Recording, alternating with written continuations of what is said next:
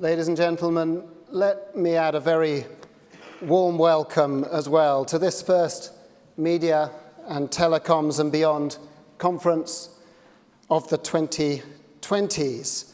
A huge thank you, Claire, our curator par excellence, for those very, very considered and appropriate words. A very big thank you to all of our sponsors. We really appreciate your partnership and your engagement. And a very big thank you to all of our organizing team. Organizing this year has been particularly complicated as we've worked through how we are going to manage today. And a very big thank you, as Claire said, to all of you for joining us. This 2020 event is very much in the shadow of COVID-19, and you'll recognize we've been reviewing the conference's status every single day, and at times every hour over the past few days. And I'm absolutely delighted that we've comfortably been able to go ahead with this event. And I'm delighted that you've all been able to join us here in person. And equally, where you haven't been able to come, that you're able to join us online as well. So thank you all. When gazing beyond, which is why we're gathered here today, it's always timely to look back, and back in this case to the roaring 1920s. The 1920s earned its moniker for extraordinary exuberance. It was a period packed with social and with political change, including greater freedoms for women, or perhaps more accurately, fewer restrictions. It was a decade which followed a traumatic 10 years. And was also renowned for its many technological advances, including the launch of broadcast radio, silent movies at the cinema, the discovery of antibiotics, and the start of the mass manufacturing of cars. History inexorably repeats in very subtle ways, and the themes from the 1920s will undoubtedly resurface through this decade. Now, I need not be a soothsayer to predict that technology will be a disruptive and at times ferocious whirlwind for the next 10 years. We in the room will want to be among those harnessing that technology. Much better that than to be technology's harvest. We will need to be adroit at identifying which technologies are ripe for use now, which are best left till the 30s, and which, as they say, have perpetual potential. Two technologies that will have a critical impact for most of the people in this room are 5G and machine vision.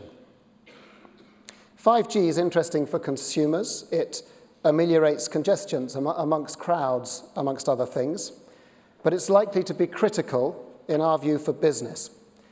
5G also has an emissions impact. Energy per gigabyte transported is far lower than it is for 4G. 5G, particularly the later releases of the standard, has the potential to drive operational efficiency, and it has the potential to unlock new revenue streams. 5G may well be critical for the United Kingdom of the 2020s, and every company in this room is likely to need a 5G strategy. For filmmakers, 5G will liberate cameras from cables. Cameras can be carried around freely, repositioned fast, and they can be deployed in more areas. 5G can also remove the need for satellite trucks, reducing the carbon footprint. For sports teams, 5G enables athletes from footballers to Formula One drivers to be monitored in real time like never before. 5G will also be critical for companies not represented in this room, for manufacturers, for port operators, for advanced logistics companies. They're all enabled by 5G and all enabled by private and public networks.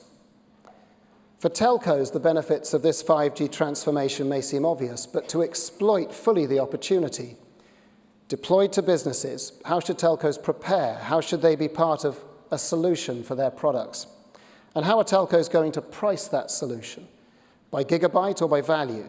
And how quickly can telcos scale up the vertical expertise, and those technology partnerships. Now, another core technology is artificial intelligence. Machine vision, the use of a computer to identify objects and to identify people, is an AI application that really is fascinating. Computer vision is already outperforming the human eye for some applications, and if you think about inspection of critical infrastructure, you think about pipelines, you think about railway tracks. And machine vision is going to continue to get better, higher resolution, faster read times, greater accuracy. Video delivered via reliable 5G links and analyzed via that machine vision will be one of the most powerful of combinations. Machine vision does, of course, raise very important ethical questions. Every technology is a tool, and every tool can be used for good purposes, or it can be used for malign purposes. The internet, as we are seeing with COVID-19, enables omniscience, but facilitates ignorance and misinformation. In the 2020s, technology will be relied on to grow economies, to increment productivity, to raise living standards, and to correct historical challenges like vehicle emissions. Technology will also need to be tethered. It will require the most exacting governance and regulation.